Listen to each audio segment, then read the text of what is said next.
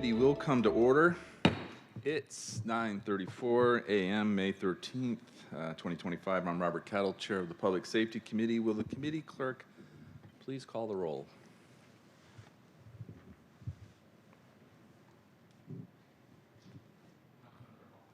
Councilmember Hollingsworth.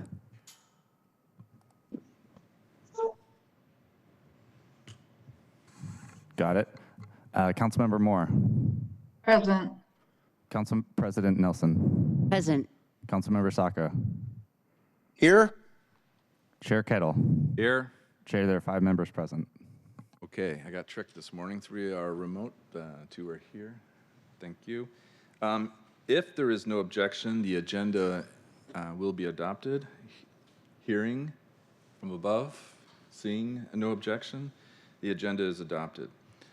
This morning for a chair's comment, I wanted to start on a regular basis. The Metro Chamber of Commerce here in Seattle does surveys of Seattle, and it's interesting to see, particularly the trends. The trends are very important, and it's called the index. The one I'm looking at now, Index 8, is from the spring of 25, so it's just come out, and it's done by EMC Research along with Fulcrum Strategic, and as I mentioned, Seattle Metro Chamber. I just wanted to go through a few slides. I think they're important because we're approaching the 1.5 year point for this term of the council and for this committee and for my chairmanship of this committee. And looking at the slides, like starting with number 9, it's called the optimism trend. And in the fall of 23, there was a 30% gap between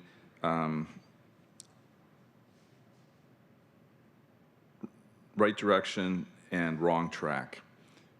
And the wrong track was up 30 points, considered the right direction. Now today, the right direction has closed that gap and has gone up by 1 point, similar to the number of officers net gain that we had last year. So that's interesting, and it's positive. In slide 11, they talk about top concerns about Seattle. Formerly number 1 was crime, drugs, and public safety. That's now number 2. It's dropped 9 points. So now it's number 2 after homelessness, which, as you know from previous, public safety, public health, and homelessness are so very important. But it's important to see that the public safety, crime, drugs piece has come down 9 points and is now number 2. On slide, I believe the next slide, I don't see a number, top 3 concerns trend. When it comes to public safety, in the fall of 23, it was at 48%. We've had a 17-point drop in that concern piece. And the other concerns, by the way, are homelessness and affordability. But public safety has dropped 17 points from 48 to 31%. Very important still to note. And then priorities for city leadership. 52% say it's extremely important with respect to public safety. This is the high in terms of extremely important. And there's also the very important piece too. So it comes in third, but weighted in terms of extremely important and very important, you can argue top. And number 1 was taking care of business. It was for the city government to take care of business. And I think that is its own takeaway, because that's, I believe, a mantra of this council. It's definitely one for me. And it's about, again, taking care of business. And with respect to this committee, it's about taking care of business with respect to public safety. The last slide I just wanted to highlight was related to visiting downtown. Again, compared to the fall of 23 to now, daytime, in terms of visiting, feeling safe, visiting downtown, daytime is up 16 points. And even nighttime is up 13 points. I will note, though, it's important to note that nighttime is 40 points below daytime. And what that shows is that there's still a lot of work to be done. And the key thing here is, and I really appreciate this study, I think it's really helpful, but to that last point, there's still a lot of work to be done. And part of this is expectation management. I think sometimes we want to declare victory, and I think that's not the right thing to do. That 40-point split between daytime and nighttime shows that there's more work to be done. And I believe, and it's important to note, that the entire term of this council is going to be needed to overcome the public safety challenges we face. I want to note too, because this comes up, data, particularly property crime, can be difficult in absolute numbers, but informative in relative terms. And again, with this study, I look at the relative terms I think are very important. I will note on data, violent crime data is more reliable and needs to be leveraged, particularly, looking at that data to address the issues such as gun violence. I still believe it's incredibly important to work the strategic framework plan and its pillars. I believe it's crucial, and we need to adjust the various aspects of the permissive environment. There's a lot of pieces to this. We've been working it. We just did the after-hours establishments bills. We've done, vacant buildings abatement. We've done these different pieces where we're working it. The soda bill, the soap bill. And these are having an impact. People don't talk about it, but they're having impact like soda on the ground. It's having an impact in Belltown, for example. It's not really reported, but it's true. But really important at the end of the day, the pillar one of the plan is SPD staffing. So we need to continue our work on that. I know previously we've had some very good reporting, but we can't take it for granted. We need to continue to work. We need to continue to press, and this goes back to the point regarding the survey. There's still more work to be done, and that's the bottom line, is there's still more work to be done, because we need to ensure that the reality on the ground is better, but also the perception of reality.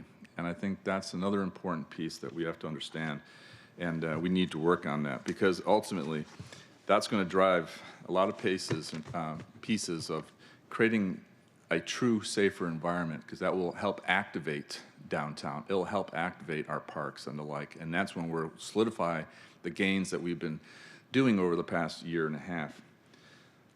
So that's my chair comment. Hope Ms. Smith doesn't mind me using her briefing in about 4 or 5 of her slides. But now we'll move to our hybrid public comment period. Public comments should relate to items on today's agenda or within the purview of the committee. Clerk, how many speakers are signed up for today? Currently, we have 1 in-person speaker, and there are 4 remote speakers signed up. Okay, great. Each speaker will have 2 minutes, and we'll start with our in-speaker, Mr. Gale, and then shift to remote. Clerk, can you please read the public comment instructions? The public comment period will be moderated in the following manner. The public comment period is up to 60 minutes. Speakers will be called in the order in which they registered. Speakers will hear a chime when 10 seconds are left of their time. Speakers' mics will be muted if they do not end their comments within the allotted time for allow us to call on the next speaker. The public comment period is now open, and we'll begin with the first speaker on the list. The first in speaker is Howard Gale. Should I wait for the timer? Yeah, go ahead. Okay. Good morning, Howard Gale. Last Thursday, the 6th anniversary of Ryan Smith's murder by the SPD. In 6 days, it will be the 5th anniversary of Terry Caver's murder by the SPD, murdered just 6 days before George Floyd. June 18th will mark the 8th anniversary of Charlene Lyle's murder by the SPD. Just like Urban CE, murdered by the SPD in March, all of these people were experiencing a severe mental health crisis while holding a knife, and all, except for CA, were African American. All these people would be alive if they lived in the United Kingdom or Japan. None of these people, their families, received any form of accountability or justice. All were, or in the case of CA will be, deemed, quote, lawful and proper, unquote, killings by all parts of our police accountability system, including the 2 offices here today.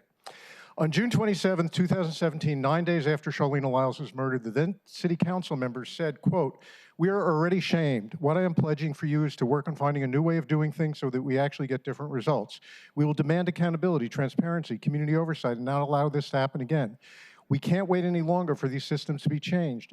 How did de-escalation training fail Charlene? Making sure we get our Inspector General here today in place to help figure how we're going to shake the trees and make these issues stop happening. And yet, it did keep happening again and again and again and again and again and again and again and again and again. So I'm trying to figure out, do you not believe me? If so, Read my articles in the South Seattle Emerald that document and detail all these murders, have listed here. Or read about the 5 of 6 King County jurors, inquest jurors, just in January, that found 5 out of 6 jurors found the SBD guilty in policy or in procedures for the killing of Isaiah Falatego. So my question is, do you not care? Is your moral compass guided by a belief that others don't care? Or do you simply believe that these people deserved or had to die? Thank you. Thank you, Mr. Gall. The first remote speaker is BJ Last. Please press *6 when you hear the prompt you have been unmuted.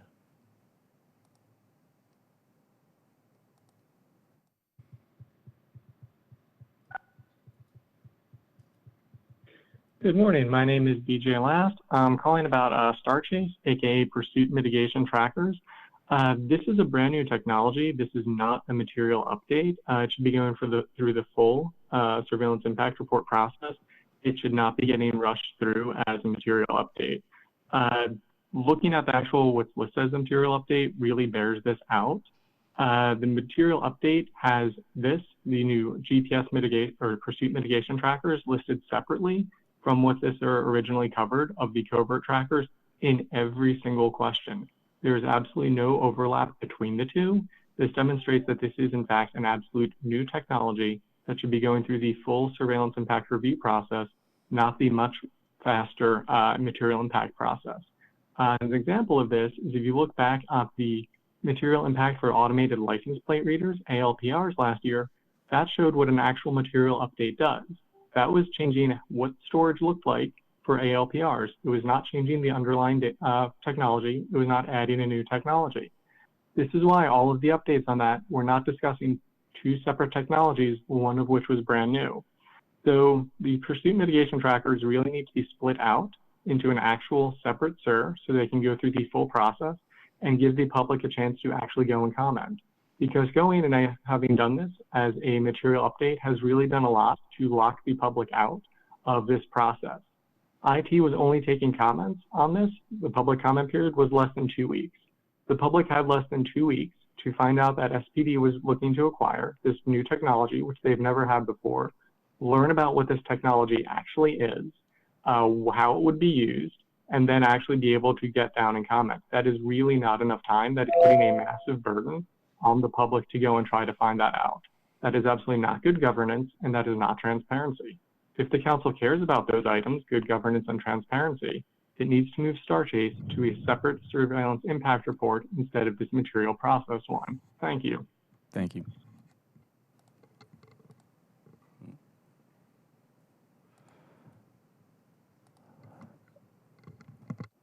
The next speaker we have is David Haynes.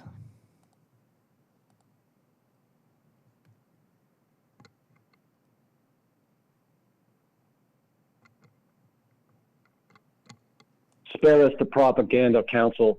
It's offensive that the police chief and you all would use the media to falsely assure community that crime is down enough that it's safe, when in fact the data cited has been manipulated by the police department, claiming that 911 calls for service are down in certain crime hotspot place-based areas after the cops went to park their vehicles in the specific area.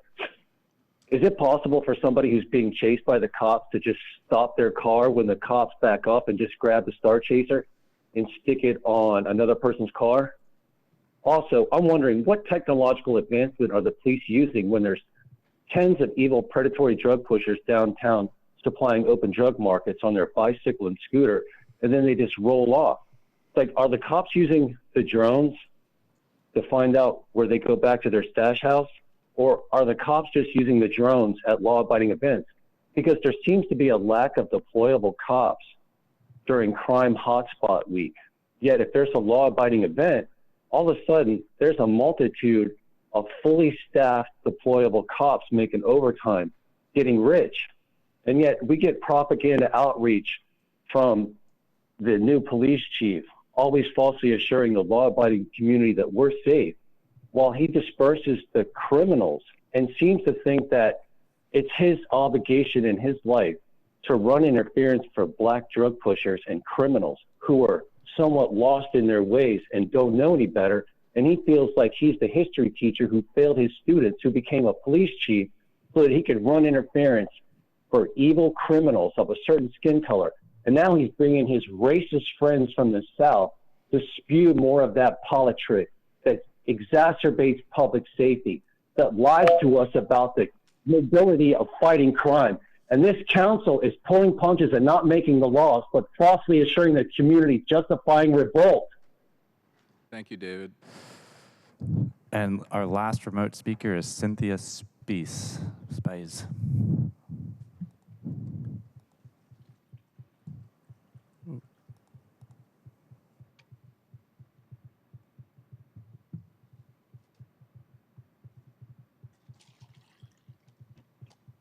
Hi, I'm Cynthia Spies. My comments are regarding agenda item 2. I'd like to highlight 2 things regarding information item 2678, the SPD tracking devices.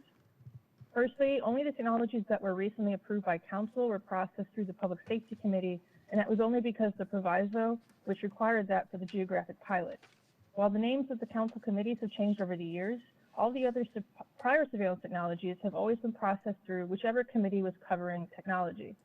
This presentation to the Public Safety Committee implies that the Surveillance Impact Report, or SIR, might be heard here, so I wanted to highlight that doing so would be removing oversight such that the committee that oversees the surveillance ordinance is not the committee reviewing each SIR. Secondly, the changes described in information item 2678 should not be happening via material update. Instead, this warrants a new standalone SIR. The new pursuit trackers are from a completely different vendor and are not interoperable with the existing undercover covert location trackers. The pursuit trackers will require both a new contract and a new annual expense. The pursuit trackers are also managed by a different internal team. They don't have a formal check-in, check-out paperwork process, have a different and lower legal threshold for when they are used, and would be expected to have vastly different duration of deployment and success criteria. The city's own track changes document shows that they replaced all of their answers to every question in the SIR, which that alone means that this is not just an update. And SPD replaced their answers in the racial equity toolkit and the financial information sections such that they are only regarding the pursuit trackers, and the covert trackers are no longer even included in the SIR. In multiple places, SPD does not clearly distinguish between covert or pursuit trackers. Given the final SIR is legally binding, there should not be any ambiguities.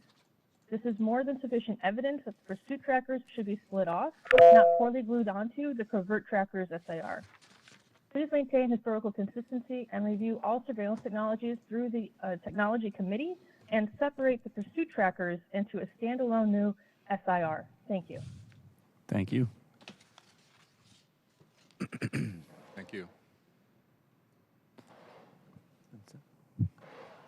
I have to say that last public comment was probably the most in-depth and on point. I was trying to remember. Captain Britt, I hope you listened to all those points that was made. Thank you. Excellent.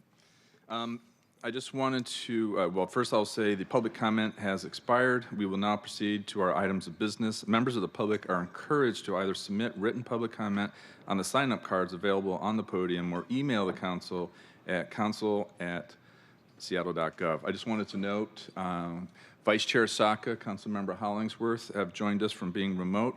And as always, I always welcome non-committee members. So today we have Councilmember Rivera joining us. Clerk, we will now move on to our first item of business. Will you please read item 1 into the record? Council Bill 120977, an ordinance relating to the oversight of police, revising the process for investigating complaints, naming the chief of police, adding new sections 3.29.515 and 3.29.590 to the Seattle Municipal Code, and amending sections 3.29510, 3.29520, 5.29530, 5.29560. I should have 3.29570 of the Seattle Municipal Code. Thank you, Clerk. Inspector General Judge, Director Glenn, Ms. Bull from Central Staff, welcome, and the gentleman who I've not met before. Can we first have everybody introduce themselves for the record, and then we'll start with Ms. Bull as like an intro from Central Staff, and then I'll turn it over to the three of you as you wish to proceed. Thank you. Good morning, committee members. Karina Bull with Council Central Staff. Good morning, Lisa Judge, Inspector General for Public Safety. And good morning, Matthias Gade. I'm the investigation supervisor for OIG. And good morning. My name is Bonnie Glenn, Interim Director for the Office of Police Accountability. All right, thank you. Welcome again, Ms. Bull.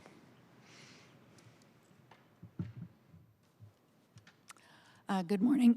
Excuse me, I've got a frog this morning.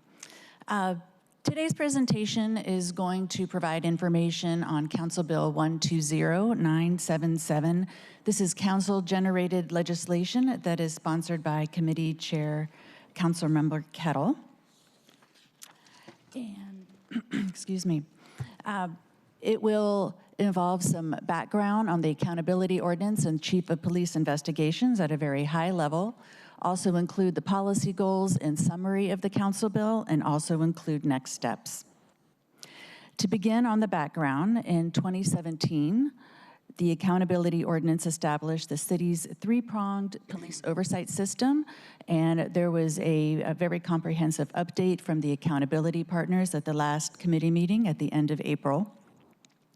As it relates to complaints involving misconduct of SPD employees, the Office of Police Accountability is an independent civilian-led office within SPD that investigates such complaints.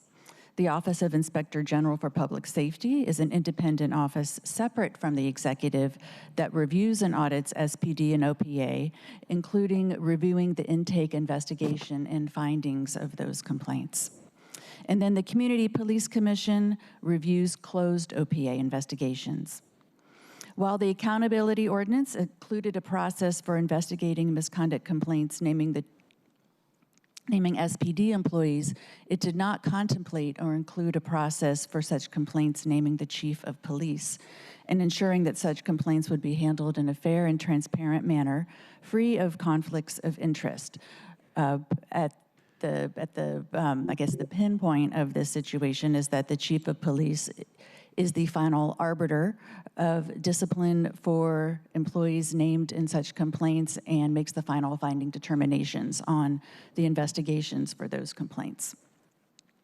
Therefore, in 2022, the city established through ordinance a specific process for OPA's handling of complaints naming the chief of police that included a consulting and oversight role for OIG.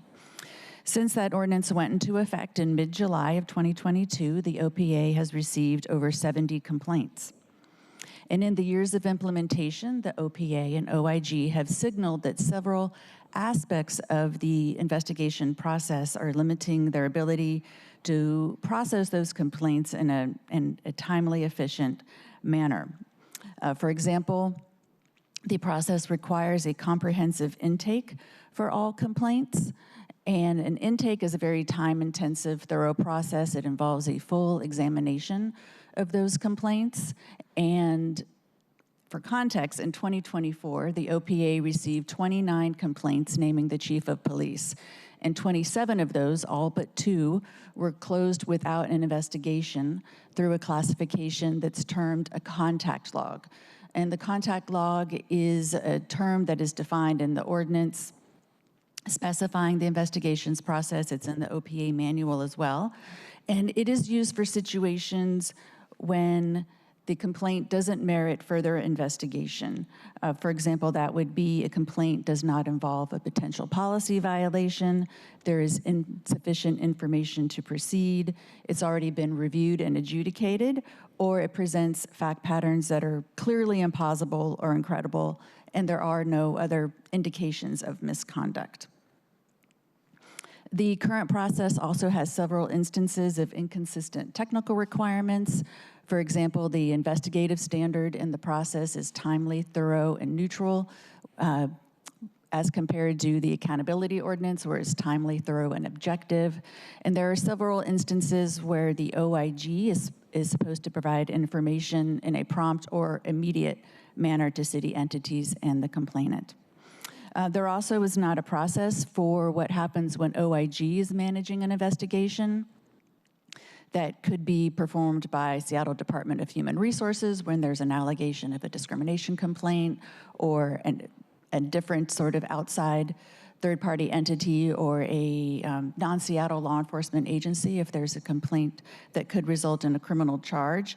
For those situations, the process doesn't lay out what's supposed to happen. Should those complaints go to OPA or should OIG handle them? And then last, separate from the issues that the accountability partners have raised, there are also limited reporting requirements.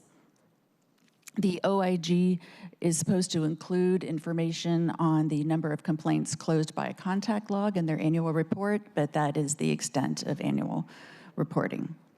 So the policy goals of this legislation are to streamline and clarify the intake and investigation process, provide staffing flexibility, support procedural efficiency, and also increase transparency on the number and status of complaints.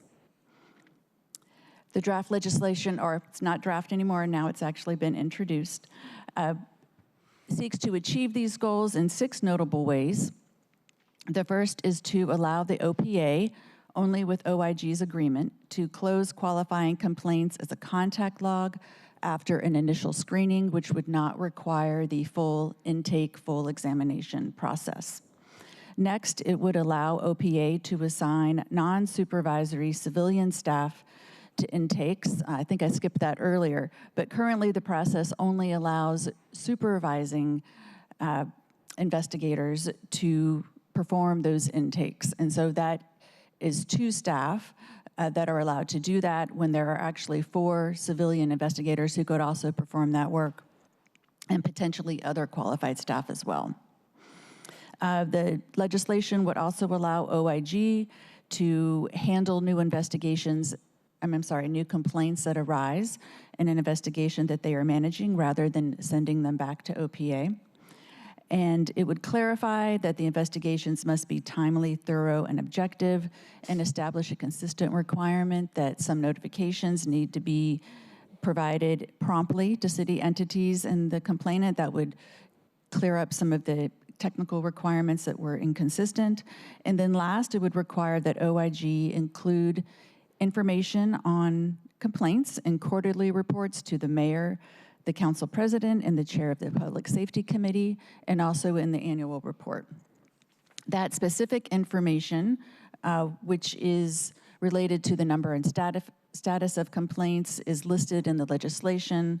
As a preview here, would include the number of complaints received or initiated, the number of complaints closed as a contact log, with completed intakes that remain open, that have been completed as investigations, and then last, the number and percentage of intakes and investigations that met the investigative standard or that OIG was not able to determine met the investigative standard. That is a summary of the bill, and then for the next steps, it is scheduled for committee discussion at the next committee meeting, and if it is passed out of committee at that time, I believe June 3rd would be the date for the earliest council action. Thank you, Ms. Bull. Thank you very much. I also want to take the opportunity to note that we have the Community Police Commission also here in attendance in chambers. Ms. Darling, who's the policy director of the CPC, welcome to you as well. I've had a discussion with Ms. Ame, who our brand new executive director of the commission. So I just want to say welcome. Okay, Ms. Judge. Good morning, Madam President, Mr. Chair, council members. Appreciate the opportunity to come before you. Essentially, when this ordinance was passed in 2022, we were giving it our best shot at trying to anticipate how these cases might flow through the system in the most efficient, transparent way possible. But now with 2.5 years under our belt of handling chief of police cases, it became apparent that there were a couple of gaps that, and it really was about efficiency for us. And I think Ms. Bull described the 2 circumstances really that OIG and OPA were concerned about. That is having a process recognized in the ordinance for resolving contact log issues. That's been something that we recognized, I think, fairly early on, and then just sort of worked out between our offices how we would handle that, but we would prefer that it be recognized in the legislation, that process. The other is, and I want to be I want to be clear that OIG's role in all of these investigations is management of investigations. So OIG, to the extent we're involved in this, does not conduct the actual investigation. If it is handled by a third-party investigator, OIG manages that investigation and is the arbiter of decision-making and has a reporting requirement under this ordinance. So when we're managing a case, if other issues may arise out of that, where we recognize there are potential new violations, there is no mechanism currently in the existing ordinance that allows a streamlined process for just initiating those new investigations, and instead requires that it go back through an OPA intake process and have OPA involvement. So if we're talking about efficiency, timeliness, those kinds of issues, it just adds an extra step in the process that is unnecessary. I think the important part there is that we are communicating and notifying OPA of those things. And so those are kind of the two big issues. And I'll turn it over to Director Glenn if you want to add anything about that. Oh, and staffing. That's, yeah. Again, good morning. Obviously, Chair of the Council as well as Public Safety Chair and Council.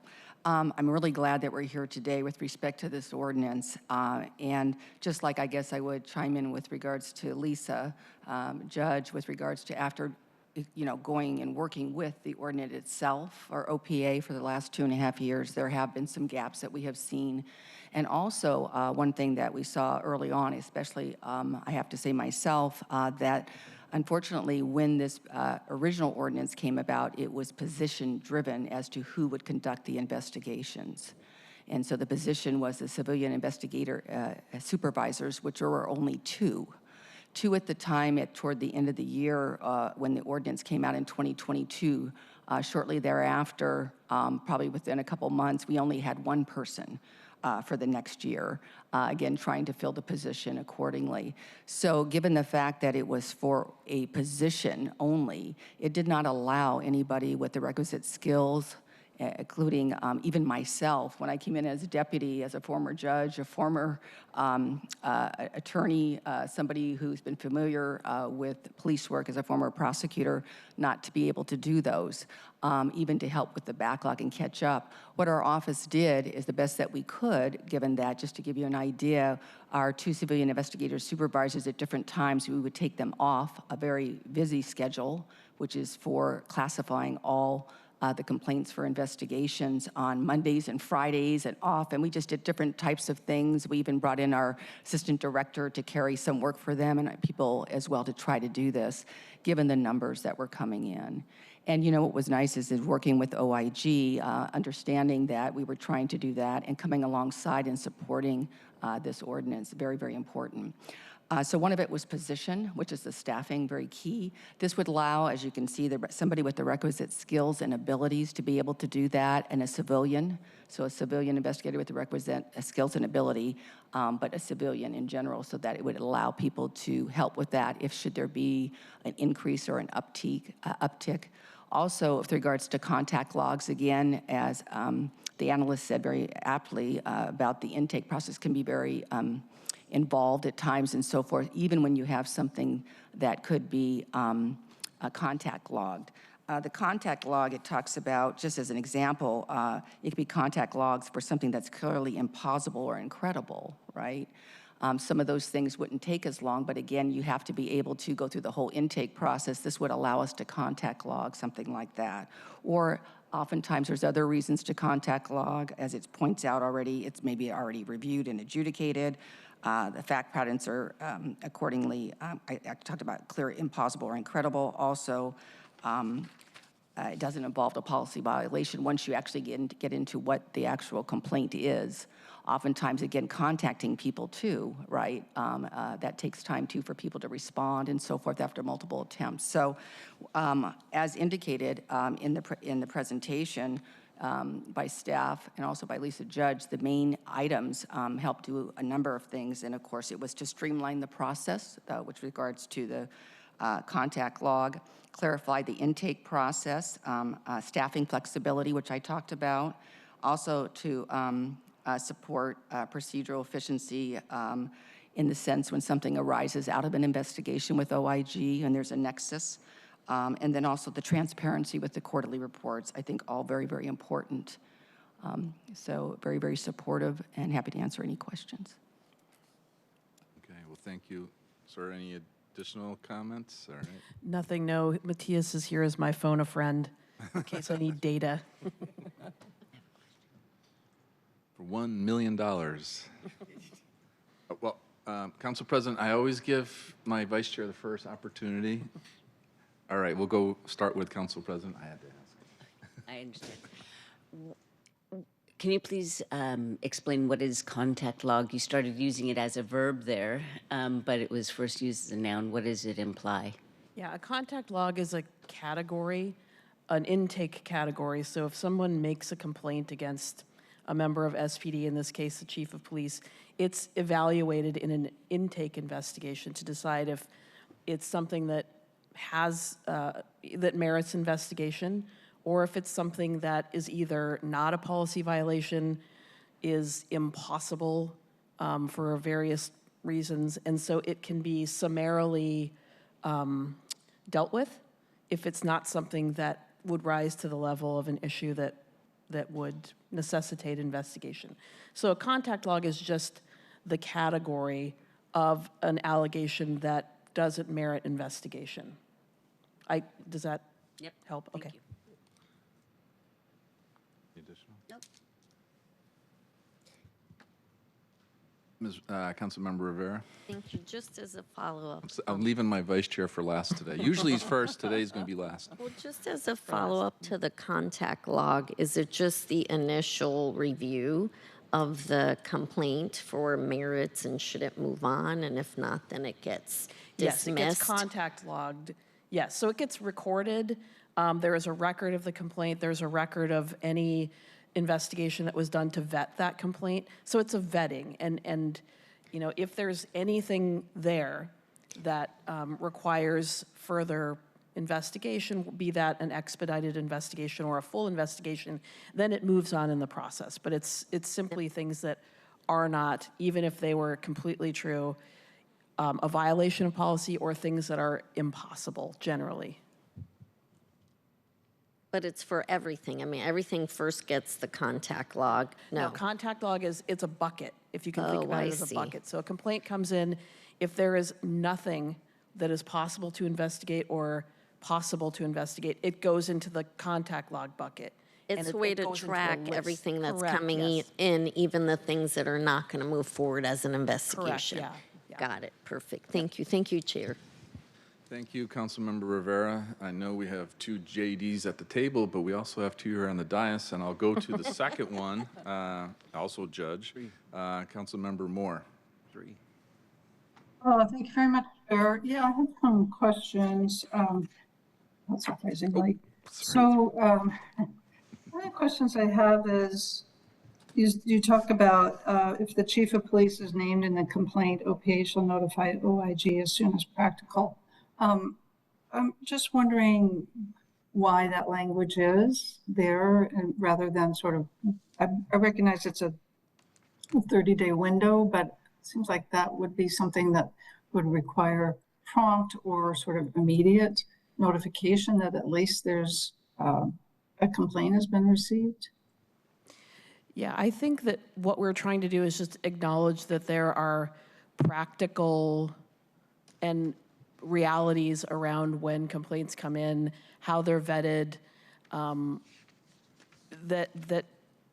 kind of necessitate a little bit of flexibility in determining when it is the right time to move forward with the notification. There can be potentially issues that could impact the intake investigation. So I think the two offices try to give each other a bit of flexibility in making that decision. And I will say in 2.5 years, there has not been an issue with either office not communicating in a way that was appropriate or prompt that created an issue with the other. We have very close communication about these issues, and so I don't have concerns that OPA is holding issues and not bringing OIG in, and I would hope that my counterpart also has the same sensibility that we are we have a very good communication loop with regard to these complaints. And I think the flexibility there is just because of the realities of investigations. And if I could add, I would add to the fact also, we meet like twice a month with regards to chief of police cases, which is really good. And so it has not been an issue whatsoever, but very good question. But we definitely do timeliness with respect to that and the flexibility that may be needed. But we meet also twice monthly on these cases. And so I'm assuming then that that explains the change from immediately to promptly for notification? Yeah, immediately is, it's oddly very specific yet very nebulous. And so, you know, I don't really know what immediately means. Does that mean I have to pick up the phone the instant I may have some inkling, or is it the same day? Is it this, you know, the same week? So it's not a very defined time. And also, there are things that potentially can need to happen before you really know that there's a there there and there's something to report. And so when the clock starts on immediately is also not entirely knowable or practical all the time. So we just felt like having some flexibility to acknowledge the realities of that was helpful. If I may ask just a few more questions. I don't see anywhere in here, and perhaps it already exists, that there would be notification to, say, council president or chair of public safety committee when a complaint's has come in but has been resolved through a contact log closure? Yes, that reporting is done. I believe it's required in the annual report for OIG, and I believe that this, Karina, you're maybe better at, this is a change where there may be some quarterly reporting. Correct. So right now, the current standard is that there's not notice of when any particular complaint has been closed as a contact log, but there is the number of complaints closed in that manner in the annual report. And now there will be quarterly reports to the mayor, council president, and public safety chair of the number of complaints closed as a contact log, but not any specific complaint. So there's no provision then to even notify those parties that there was a complaint and contact log resolution against the chief? I would be happy to meet with you at some point, and perhaps this is maybe better handled by Director Glenn, to just give you a sense of what a contact log looks like. I don't think there's a lot of value in making notifications about those particular cases. There are situations where we've determined that there is no merit to the complaint. So, yeah, and Councilmember Moore, I'd be happy to talk with you in further detail if you like. In addition, just as far as how that works, if we recommend a contact log, we do talk to OIG. So it's not like we can just do that on our own. That is with an agreement with OIG after both reviewing. Okay, yeah, I'm happy. Thank you for that offer. I don't know, we are dealing with the chief of police. I recognize there are many, you know, meritless claims are made, but I think just dumping it into a bucket is not necessarily helpful. Since we're pursuing a separate process for the chief of police. And I just think it helps us be informed about how many complaints are coming in, kind of the nature, because that also helps us assess to some extent what's happening in the community, what is the view of the police, chief of police, right? There's other value to that. And then my last point, and then I'll be done. Thank you so much for your indulgence, Chair. Which is that, and there one challenge in reviewing this legislation as it refers to the Municipal Code Section 329, which I note is not codified on the Seattle Municipal Code website.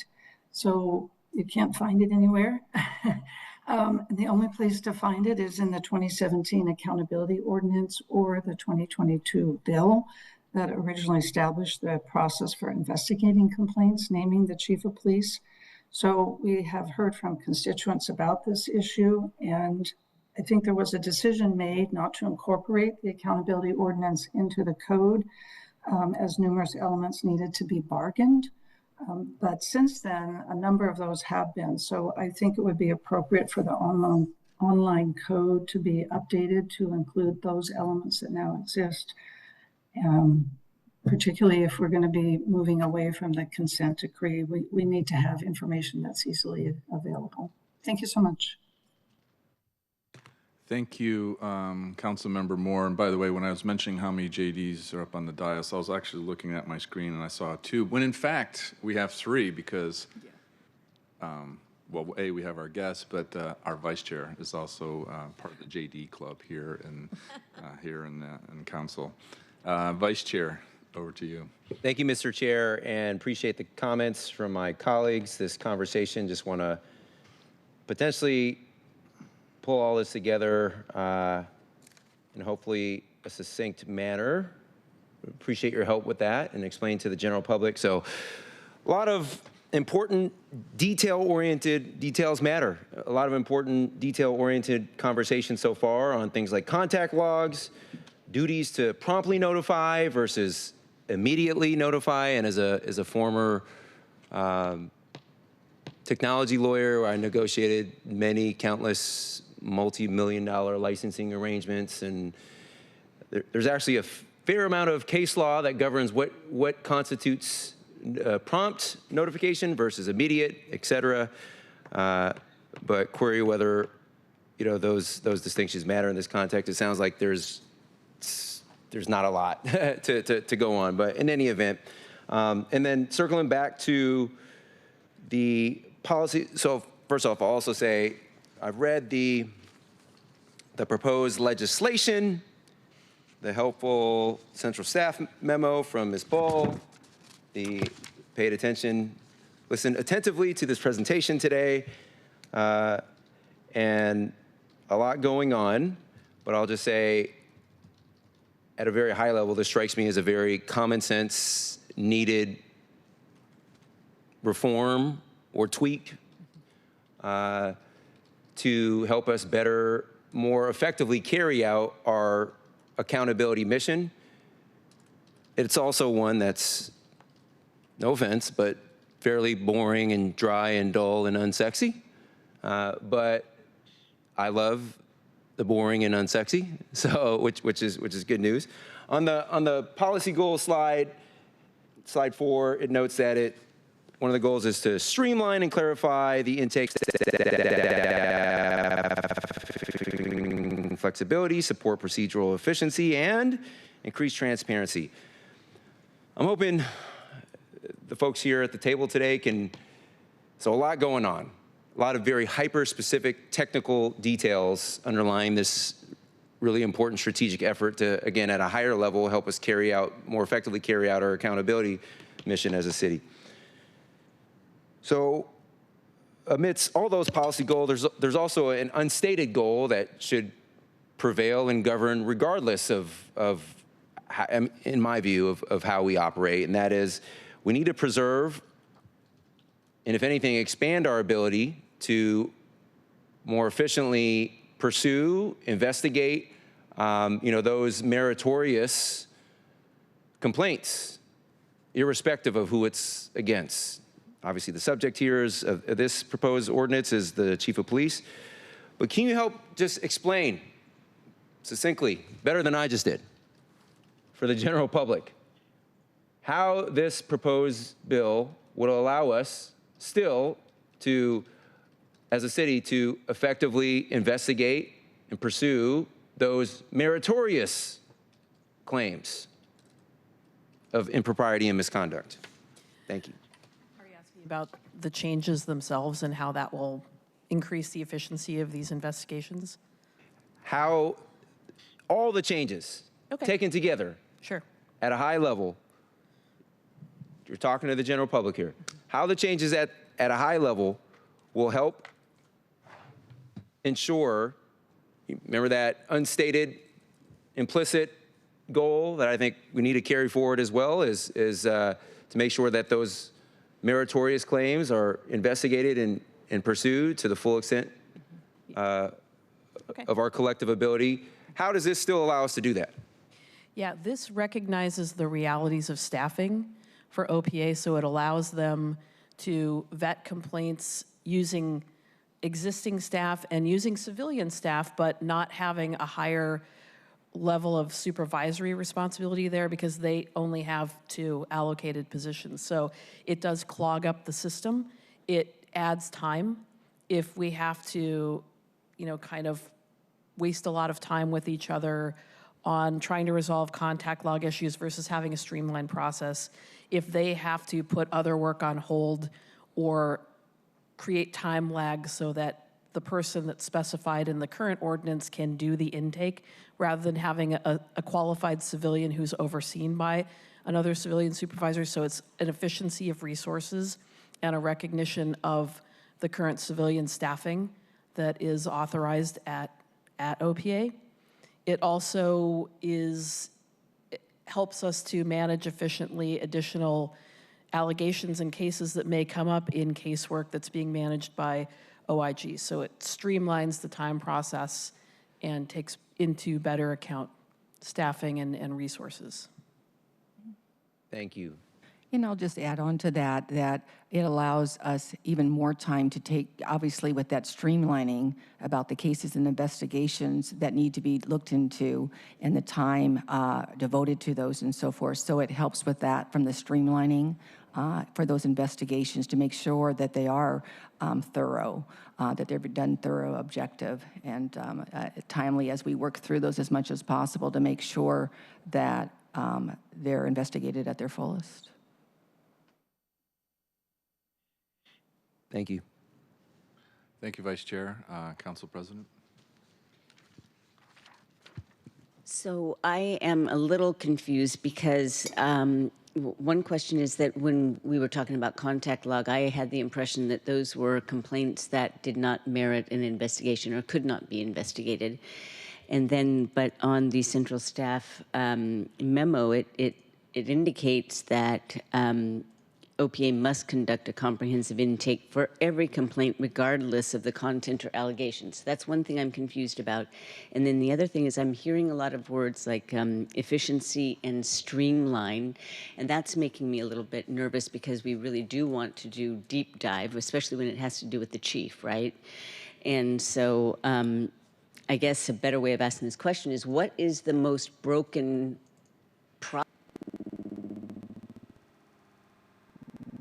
bottlenecks? Is that it? Or, I mean, because why do those words keep coming up? Yes, I think bottlenecks is a good characterization for the main problem, I would say, with, and I don't know that it's a problem, but it's, like I said, when this ordinance was passed, we were trying to guess how this would run most efficiently.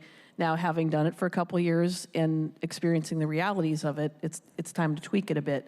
One of those is the bottleneck with requiring civilian supervisors to conduct that thorough intake. And you're right, every complaint that comes in gets a thorough intake evaluation or intake investigation. And when that happens, that's when the decision is made, okay, is there a there? Goes to investigation. If not, then it goes into the contact log bucket. So there is an intake evaluation where that first decision is made about investigate or no merit. So hopefully, does that... And that's performed by whom? I'm sorry. That's performed... Well, currently, right now, the ordinance requires a civilian supervisor at OPA to conduct that. They only have 2, and they have a pretty heavy workload. So what this would do is allow other civilians who are otherwise qualified to do that intake investigation. So it would then increase their ability to have 4 people doing these intakes rather than 2. So it would clear up that bottleneck a bit just in the initial evaluation of the complaint. So hopefully that's helpful. Okay, so there are 4 civilians and 2 are supervisors, so the other 2 could do that. Yeah, so theoretically you could have 4 civilians doing intakes. If you had some sort of large influx of complaints against the chief, you could almost double the staffing that would be capable and authorized to do those intake investigations. So basically the problem is that there aren't enough people doing the initial intake, and then this would solve all of our problems. There's no issue with the questions that the intaker is using to vet the complaint or any kind of... No, I think we have got an evaluation process and criteria pretty well worked out, but it would remove the impediment of having only a certain stratus of OPA civilian able or authorized to do those intake investigations. That's correct. The position, it was oriented when the ordinance first came out to that one position. And so this would expand that, but also with the requisite skill and ability. So absolutely, at least we have 4 who could actually do that at this time. Okay. If I may, just to clarify, because you referenced the memo in the presentation, the current process requires the comprehensive intake for all complaints.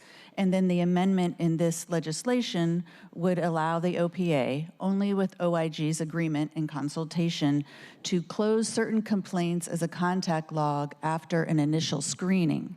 So there would be an initial screening, what is the substance of this complaint, evaluating it, but it could be closed as a contact log without a full intake.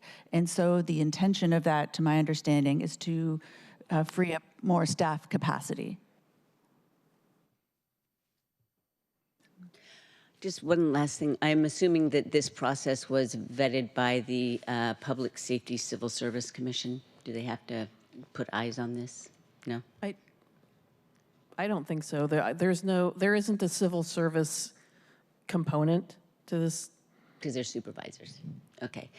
They came to mind because there was a concern that the legislation to improve the hiring processes and the exam process and everything could have led to a lowering of standards in the officers, and so I just want to, and so that's why they were brought to mind.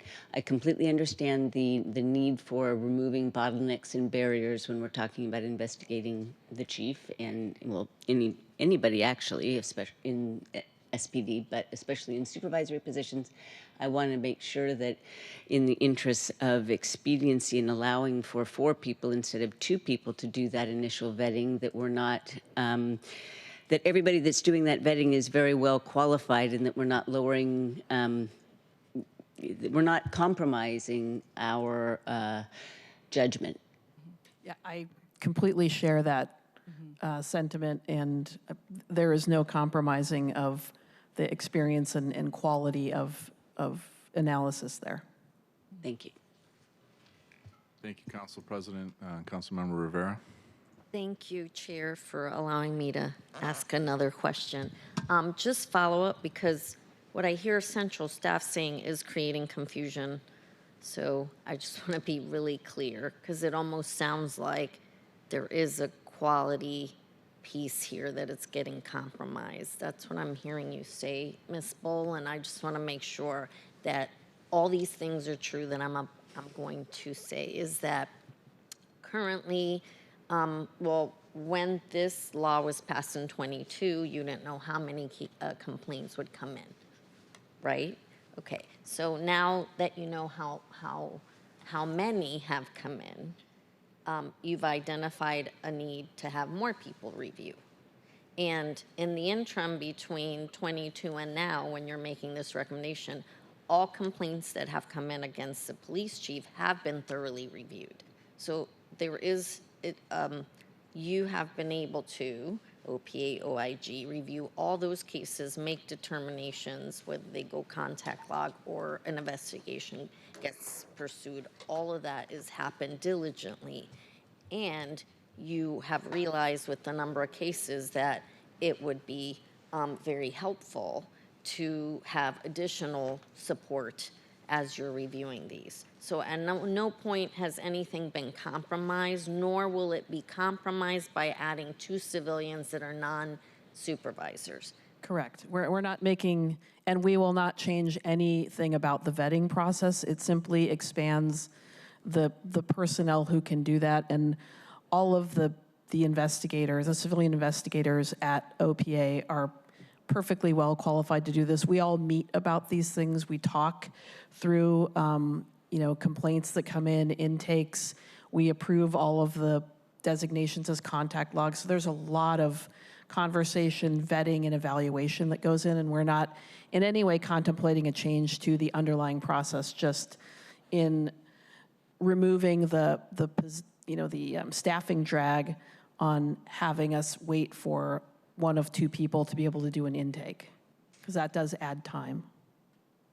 Understood. And right now, does up to the complaints involving the police chief get priority over some other or other complaints, not investigations, sorry?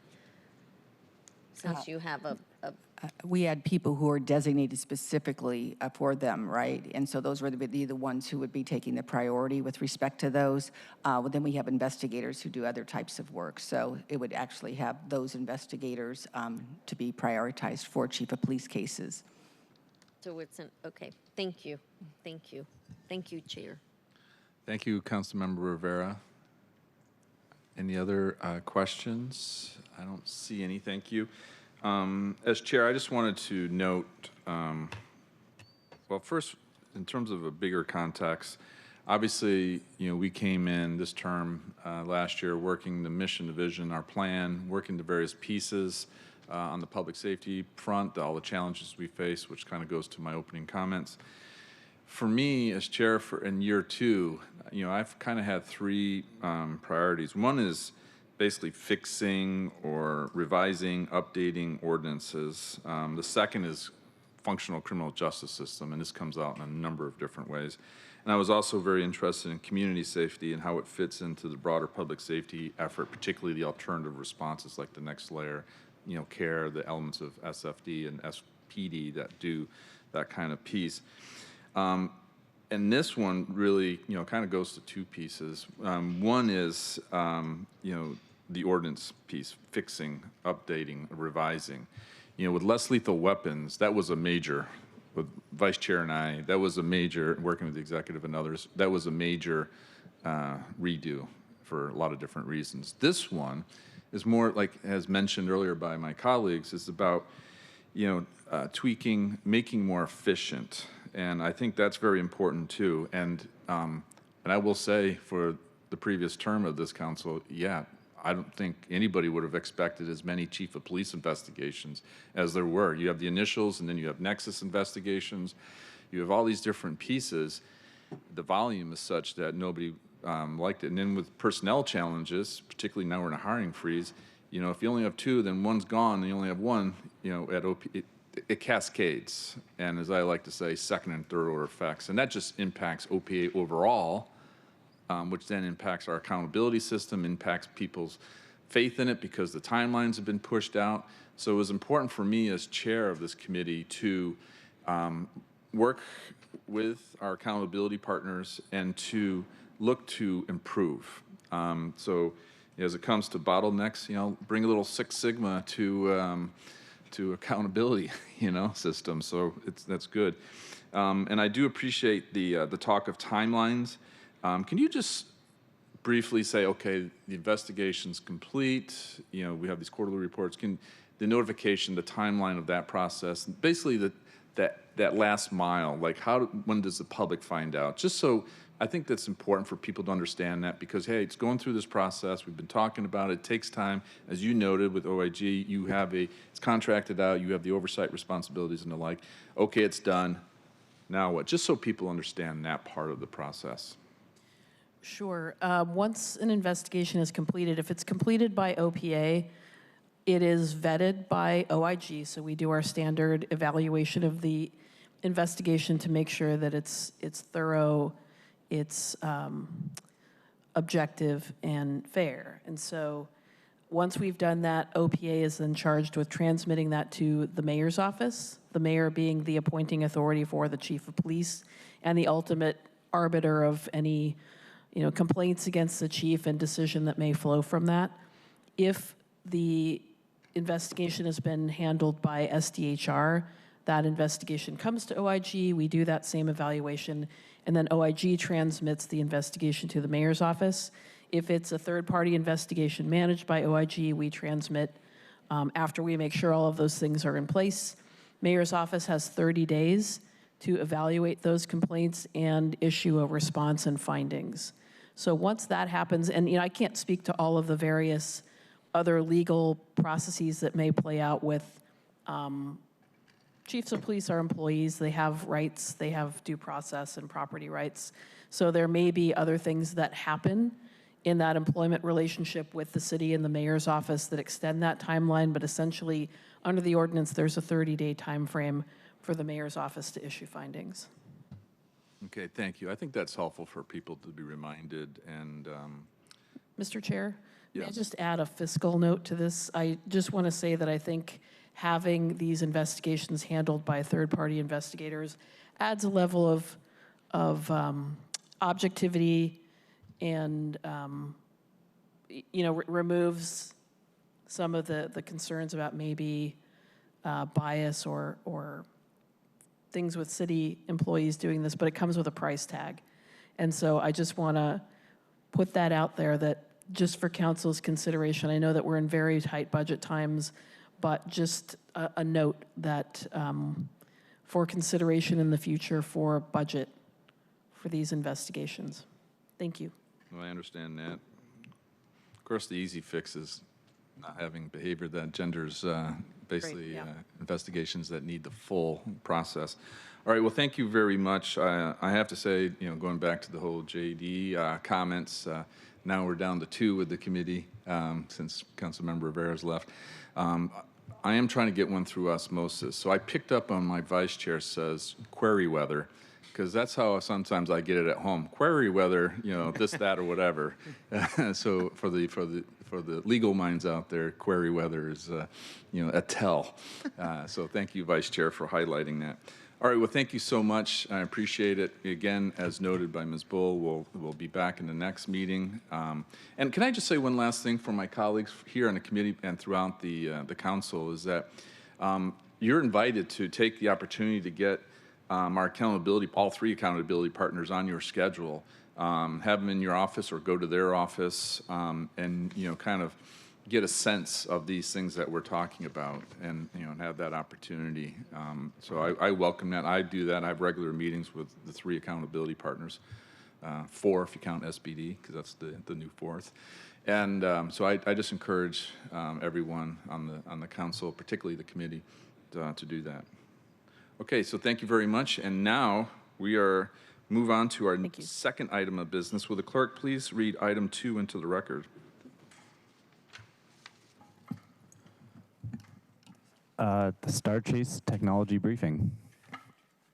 Okay, today we have Captain Britt. For those who don't know, Captain Britt is, as I call him, Mr. Technology for SPD, Seattle Police Department. So welcome, Captain Britt, and please work with the clerk to get your presentation up and running, which it is. And please introduce yourself for the record, and then you may begin. Thank you, Mr. Chairman. Captain James Britt, or go by Jim, with the Seattle Police Department. My current role is to oversee technology and innovation for the police department. It gives me the opportunity to kind of see what's available, what's out there, what other agencies are doing, what works, what doesn't, and what we can try out. And that's what brings us to the council committee meeting today. If we can go to the next slide. First slide is kind of how we got here. The original surveillance impact report for tracking devices was passed back in 2023. That legislation, which we'll get into a little more depth, authorized the use of covert tracking devices with the authorization by warrant or consent of the involved party. We've currently received a $250,000 grant from the State Department of Commerce that's meant to be used for pursuit mitigation capabilities. And so our goal is to pursue technology that makes it so we don't have to pursue. We're trying to get authorization to purchase the StarChase technology. And because it is a technology that could fall under surveillance technology, it requires approval. We worked with the Seattle IT Office of Privacy to determine how best to proceed, and it was determined that this qualifies as a material update to the existing GPS tracking SIR, and therefore didn't need a full process, and that's what's laid out in this slide. If we can go to the next. Real quick overview on the originating SIR. The original SIR allowed for cellular tracking, geolocation tracking devices that we use as a tool to locate and track the movements of those involved in investigations. They report lat and long, as well as other device information such as temperature alerts, whether it's removed, whether it's powered on and powered off. We use this technology as a means of gathering evidence to support investigative efforts, and it's only done with a warrant. And if we go to the next slide, that's where it talks about the data collection. It's only used with express consent of the warrant. They report lat and long coordinates, and it's sent to the requesting detective or involved investigator as part of their investigative files.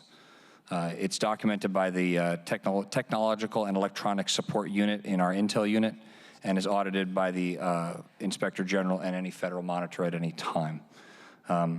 So this is just kind of an overview of the existing technology. One thing that's worth noting, and we'll talk about this again in just a few moments, is none of this is changing. We're not looking to change anything with what has already been approved.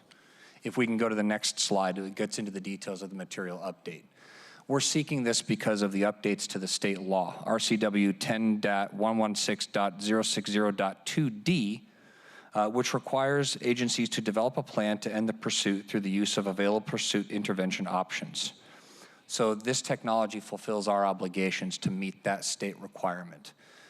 This tracker allows us to determine the precise location of the vehicle for which probable cause or reasonable suspicion of involvement in a crime has been established, and accomplish it, manage to follow the vehicle without having to chase it in a dangerous pursuit, and continue our investigative efforts without having to endanger the public in the process.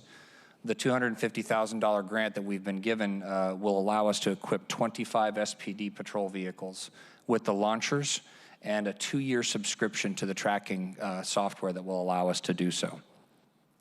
While 25 vehicles will be equipped, our goal will be to train all patrol officers, so regardless of who is sitting in the car, they'll be able to operate the equipment, so we don't have to worry about who takes what car.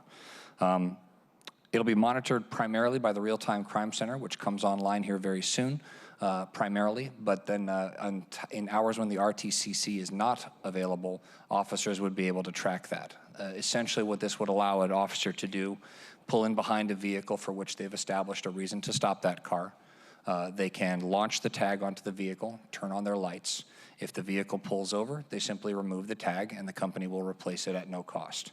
If the vehicle flees from them, they can track the vehicle either using the RTCC or pulling over and monitoring it through their computer on the car, and then travel to its location when it's stopped, conduct whatever investigative efforts can be done from there, which could include determining if people fled from the vehicle, gathering evidence from the car, which could include fingerprints and photographs, and continuing investigative efforts that would have otherwise been denied to us by the inability to pursue this car, or if we were to pursue the vehicle, we'd be engaging in a dangerous activity.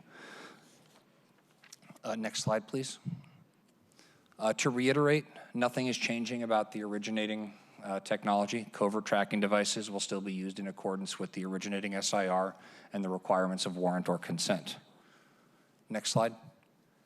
The fiscal impact, which I know is a hot topic these days. We've received $250,000.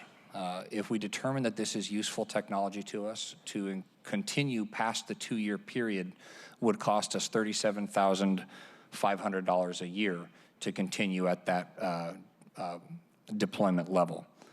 There's lots of cost savings that could be realized with this, which could include reducing the number of dangerous pursuits and the liability that often comes with that. Additionally, damage to patrol vehicles and other civilian vehicles that are involved. Oftentimes pursuits can end up bending bumpers and fenders and doing far worse than that, in fact. And so there are unrealized cost savings there that we may never know. And then additional grants may be available to expand the use cases or the usability and the deployment in the future. The last slide here is other agencies in the area that are using it. Our neighbors at the King County Sheriff's Office have received the same grant and are intending to deploy it in the same fashion. Linwood, Tacoma, Redmond, Everett, and Thurston County Sheriff's Office have all been playing around with this technology as well. And the reason I say playing around is, as pointed out in the public comment, this is relatively new. And the idea behind this pilot is to try something and see if it's something that we receive benefit from that can help us do our job better and safer and lead to better investigative results without endangering the public. And as always, I'm open for any questions the chair or the committee may have. Thank you, Captain Britt. I appreciate the presentation, which spoke to a number of different issues, to include some of those that came through public comment. Vice Chair, any questions? Yes, thank you, Mr. Chair. Thank you, Captain Britt, for this presentation here. You note that the proposed deployment of this new technology would still maintain the principles enshrined in prior SIR approvals, including the warrant requirement. And this technology, as currently proposed, it sounds like it would qualify under an exception to the warrant requirement. So can you talk a little bit about, I think I understand how this is intended to work, but can you just very succinctly lay it out? So officer has probable cause, or I don't know if reasonable suspicion is appropriate to pull someone over, but anyways, an officer has valid reason to pull someone over and initiate a traffic stop of some sort. Then they deploy this technology, launch it. If the pulled over individual stays, they just retrieve it, go, carry out their stop or whatever. If they leave and flee, would then the pursuit be over? Pursuits are very dangerous, as we know, and I think this strikes me as a common sense thing to minimize the harm associated with pursuits and still allow us to carry out our valid law enforcement, functions and public safety functions. But just help walk me through this deployment. Sure. Well, you hit the nail on the head with your description as described in the testimony. If the vehicle flees, we're able to track to where it goes. I think one of the things you're asking is, how is this different from the covert technology and why we can deploy this without a warrant versus the others? The purpose of the covert tracking devices is to establish investigative leads, which could include locations of personnel over a period of time or even patterns of movement. It's worthy of note, and I apologize for not including it in the slide, but I believe it's in the documentation that's provided, that the battery life on these trackers that we're using we would like to use with StarChase, is 8 hours. So this is not meant to provide persistent surveillance capabilities. It's not meant to replace investigative covert surveillance that's used with the GPS tags that are authorized currently. This is meant to help us locate a vehicle that flees from us and replace the need to pursue it. It's also not meant to change our pursuit policy. If we're in behind a violent person for which the current pursuit policy authorizes a pursuit may still be authorized. But if we can deploy this tag and back off that pursuit, we can still try and engage in the investigative work that's done without having to engage in a further dangerous pursuit as required by the state law. I'm not sure I answered your question. I hope I did. Yeah, no, that was helpful. Can you help me understand, like the reputation of the vendor? I don't care who the vendor is, but like, is this a startup or is this someone who governments and agencies across the state and country rely on for other kind of technologies? Or is it a new company, new service that's being offered? They are relatively new. They're also pretty much the only game in town right now that's doing this. I wouldn't call them a startup. Startup would imply that they only have a couple of customers and are still trying it out.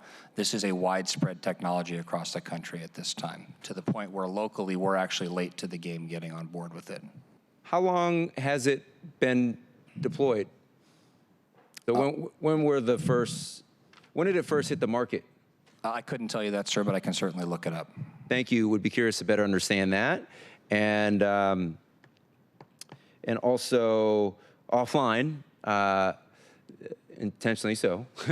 I'm just curious to better understand like the efficacy rate of this. Like, how often does it actually hit and stick to the intended target. And that's one of the questions that we have as well. Yep. There's concerns about wet weather, which Yeah. it turns out we have around here. A lot. There's concerns about cold weather. One of the callers mentioned the ability for the person to simply get out and remove it from the vehicle, and they're not wrong. But if we can reduce our pursuits by 50% or 40%, and I don't know what those numbers are. It really kind of depends city to city. My guess is it works better in Phoenix than it does in Minneapolis just based on weather. But if we can reduce even one pursuit that would have taken a life potentially, this is well worth the time to give it a try. And that's why this is meant to be a 2-year pilot. And the beauty of funding it with grant funding is that we can do a 2-year pilot without costing the city money. Wet weather, inclement weather, any number of factors, a dirty car, I don't know. There's any number of things that might impact it. But yeah, if you could please follow up with my office about those 2 things, that would be greatly appreciated. Thank you, Mr. Chair. Thank you, Vice Chair. Council President. Did Senate Bill 2113 have a due date by when you were supposed to test alternative technologies? I'm afraid I don't know the answer to that, ma'am.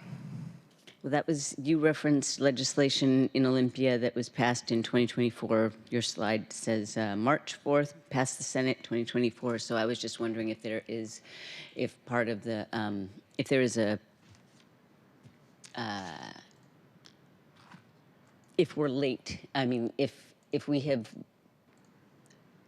if we've gone past the limit of time that was established in the original legislation. I was just wondering. So SPD And also if that is driving a little bit the schedule that that's before us right now.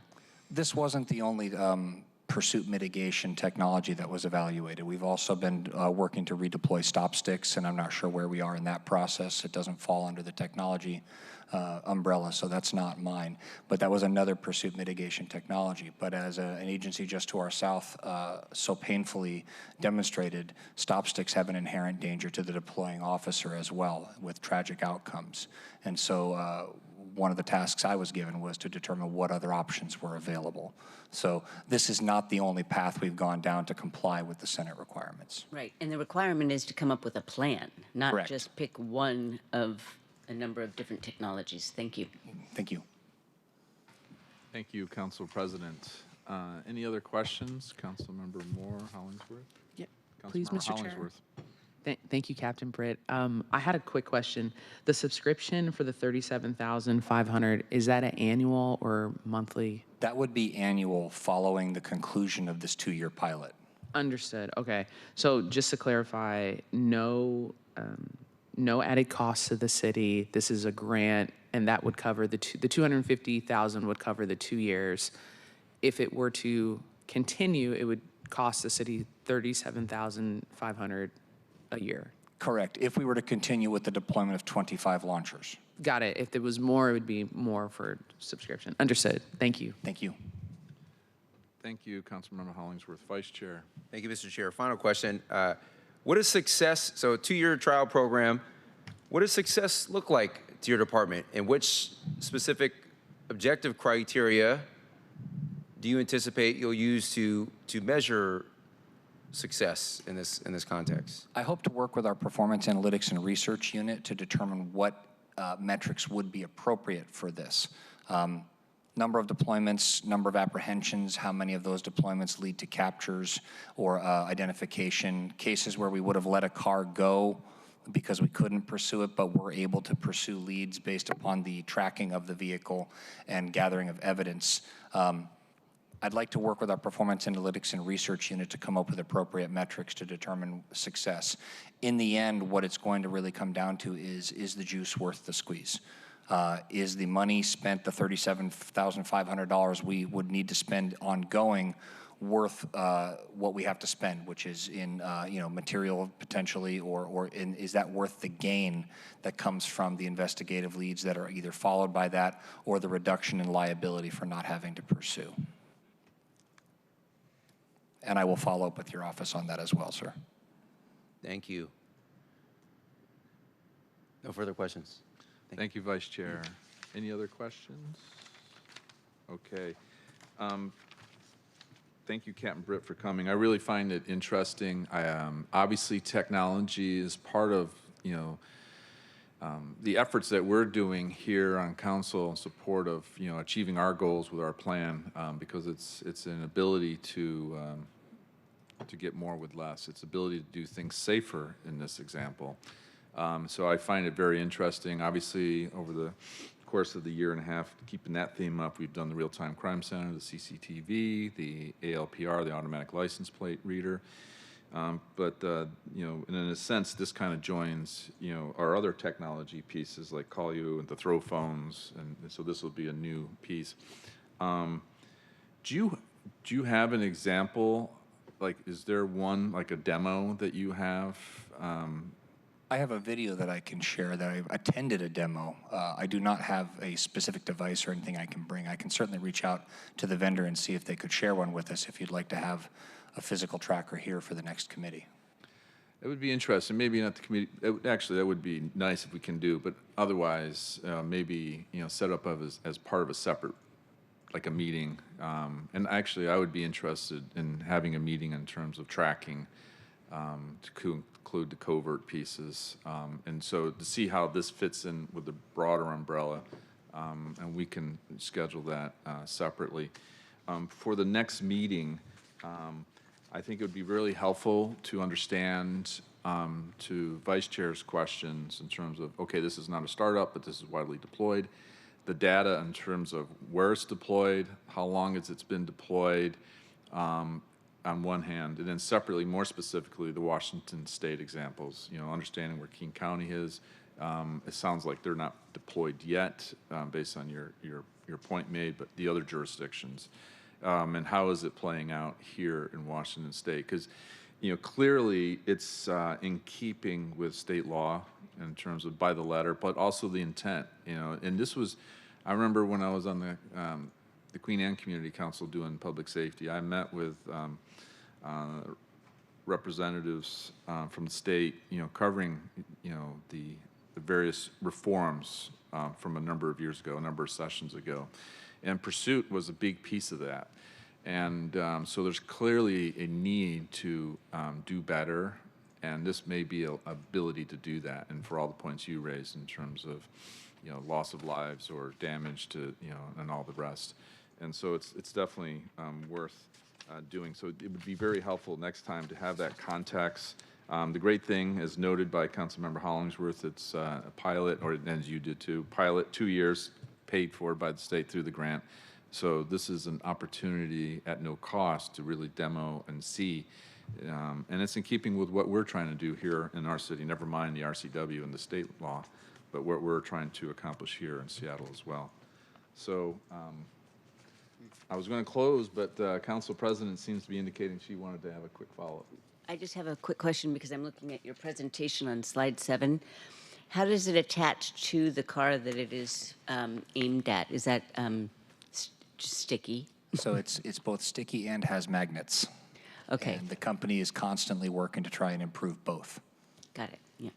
And want to decrease the amount of money that we might have to spend on any kind of damage to other vehicles too. Yes, Thank you ma'am. very much for explaining that technological piece. Thanks. Yes, I find it very interesting. I'm remembering back to my assignments at the Office of Naval Intelligence and the Defense Intelligence Agency, but that's another story for another day. Any last questions? I don't see any. Okay. Well, thank you again, Captain Britt. We'll follow up on those points and take the questions in terms of the next meeting on this topic. So we have reached the end of today's meeting agenda. Hour and a half, colleagues, for the Public Safety Committee. Trying to improve. Is there any business to come before the committee before we adjourn? Seeing none, no further business to come before the committee. We are adjourned. It's 11:02.